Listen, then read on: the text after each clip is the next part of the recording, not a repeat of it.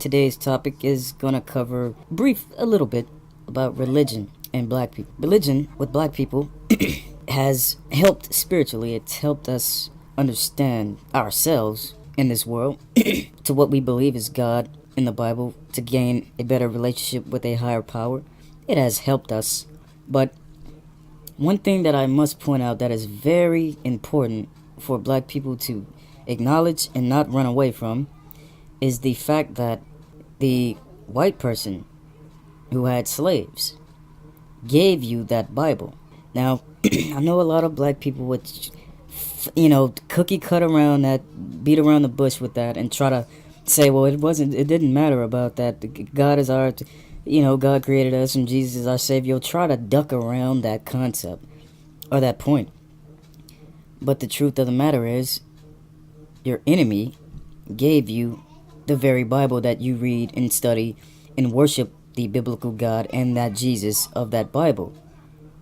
Now, anyone would, I don't want to be insulting, but anyone with common sense would say, this is wrong.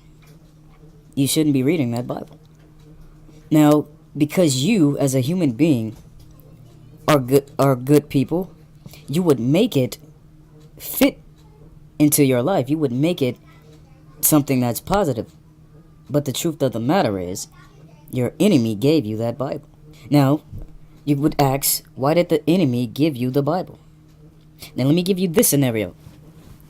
Maybe the Africans were just savages, and the white man was the sophisticated individual, and he said, we want to help you learn to read. Read this Bible. Study this, understand life, become more of a civilized society.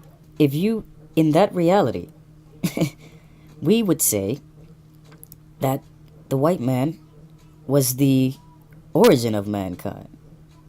He was the original man because he had the intelligence, he had the wisdom, and we were the savages. We were the, incomplete species, as we somewhat a lot of the times call the white man. Now, that's in that perspective. I don't believe that, but I'm just trying to give you the benefit of the doubt of defending the Bible, because if you defend the Bible, then you would say, honestly, that the white man is the original man, and he came to you and your savagery, your savage lands, to civilize your society, right? Now, of course, that's not the truth.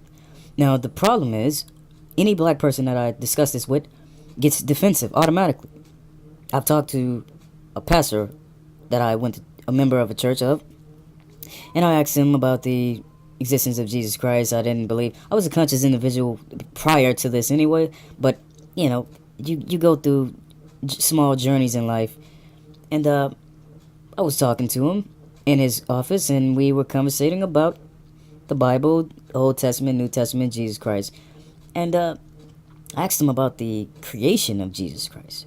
And I wanted to know, why was Jesus created in this manner? Now, he gave me the runaround. He kind of just ran around the subject. And as the conversation progressed, he called me lost. I can't help you. I can't help you. You're lost. Just drop it. And he says, I'm trying to be all philosophical about the issue. Well, in the Bible, there is philosophy.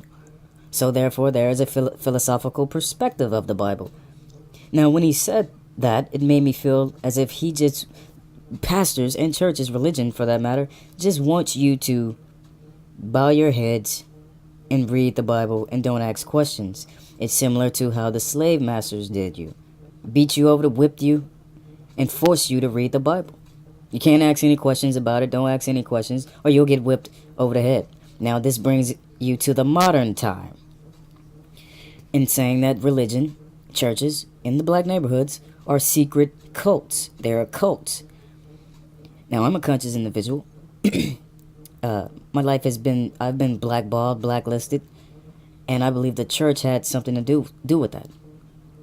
The government had already done it, but the church is in cahoots with them. This is why they're on every black corner. If you go into a white neighborhood, Asian neighborhood, you won't see a lot of churches all over the place.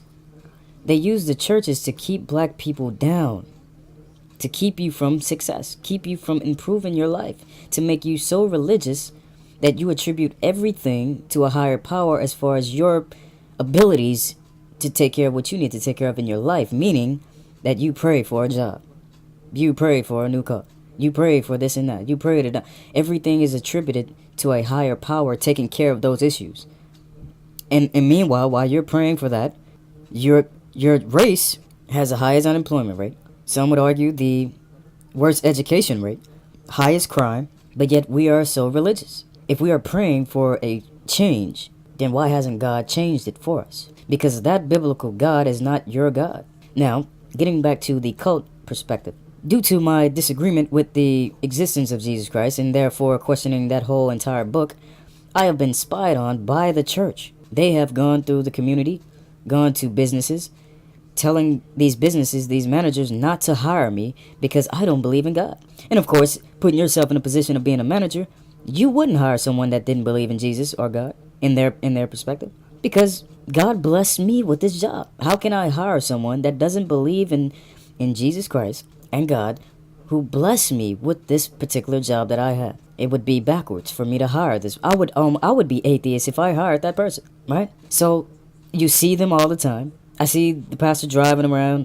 I see members in convenience stores and grocery stores because they're spying on me. They're following me around. They have to keep an eye on me because they don't want me to expose the truth, or at least expose a doubt in people's minds about Jesus, because they use emotions to indoctrinate. And we all know black people are perhaps the most emotional people on the planet. And where did that come from? That perhaps came from religion. See, when you say black people are highly emotional, they're religious, that came from religion. If you look at the atheist community, the agnostic community, it's filled with a lot of whites, Asians, even Latinos, even there are a few Jewish and Muslims, but there are not a lot of black atheists. And I was watching a episode of Oprah Winfrey the other day, not the new stuff, but the short haircut days, and she was interviewing atheists. It was two white women, and the lady, one of the women on the panel, were saying that she believes the doctrine in the Bible is patriarchal. And I agree, it's male dominated. It says the woman cannot speak in church. The woman, they're not revered. They're not equal to the man. Now, if you look at religion with black people, look how black men treat black women. Now, of course, if the white man now we would turn around and say the white man doesn't treat his woman the right way. Well, it may be from that particular Bible that he has given you. So you're following how the white man treats his woman. If you look at the Hispanic, doesn't treat his woman that way. If you look at the Asian doesn't treat his woman that way. But the black man treats his woman that way. The white man treats his woman that way. And it's all from a biblical philosophy. Now, see, you can't worry about what the white race is doing because they're successful. If you look at me, in my particular life, of just questioning Jesus Christ, you will be followed, spied on, and even held back because they are trying to get you to give in to their doctrine. They're trying to make you give in to their system, to say that, well, it's God. God showed you your path. God doesn't want you to have a job. God doesn't want you to go to school. God wants you to go to church and be this particular person. Nothing else will work. You're trying to get a job, it's not going to work. Well, that may be because the pastor, the members of the church, run around spreading rumors about you, blackballing you in society to where you feel hopeless, and of course, you run to church to pray to God, to ask for answers, to improve your personal life, your financial situation, social situation, what have you, educational situation, what have you. This is why you see people going in and out of church. If God called them, then they should be dedicated. They should be in church. They shouldn't be going in and out of church. Something is stopping them from dedicating themselves to it. It's probably because and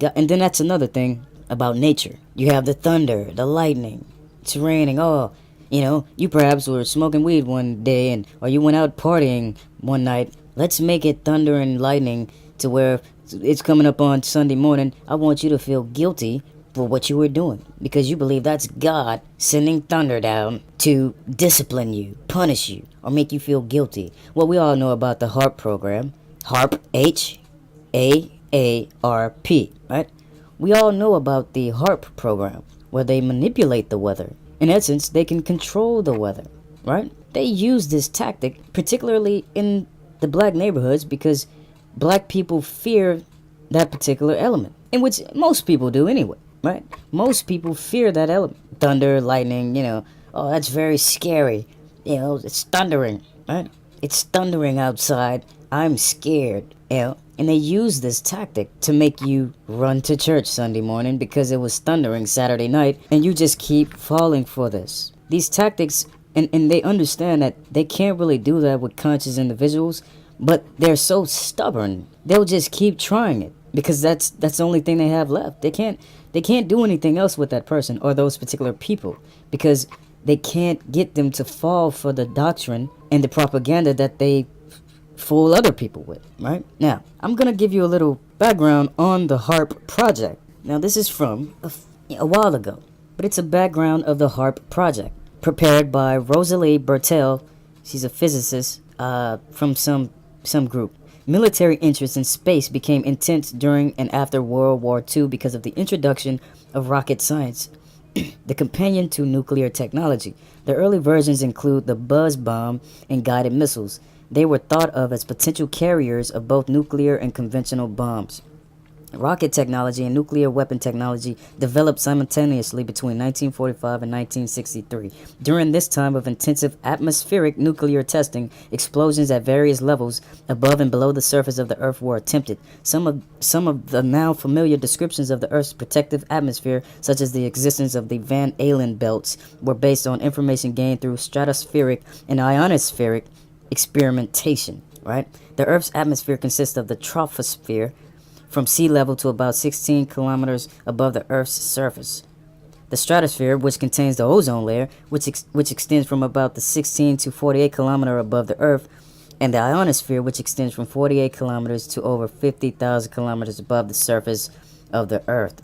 Now, just with those particular facts, you can see how the government manipulates the weather because they have the surface and the sky, of course, in between. That's where the weather takes place. So they have the ability to manipulate the weather. I've talked to people plenty of times and they just don't believe it because they say, well, why would God allow them to do that? Well, here's the thing. Maybe your interpretation or your belief of God is different. And then I could even ask them this. Okay, you said, well, why would God allow that? Well, then why would God allow people to commit such heinous? See, you can't run away from the particular contradictions that you would have when you try to disregard the fact that there's a opposition here that is controlling the masses. See, it's really a conspiracy-based thing, not really a religion thing, but the religion is connected to that. But let me just give you these dates and these years. This is in 1945, 1963, 1958, 1962, 1968. Look, they just keep doing it. 1975, 1978, 1981, 1985, 1986, 1991, 1993. Now in 1993, the High Frequency Active Auroral Research Program, which is HAARP, was formed. Now this is in 1993. Now from 1993 to 2014, they have used this technology to brainwash black people, and anyone actually, to believe that God is causing those thunderstorms. God is causing that lightning to strike. God is causing it to rain. The only thing they can't manipulate is the sun. That's your true weather. That's the only weather that you have naturally.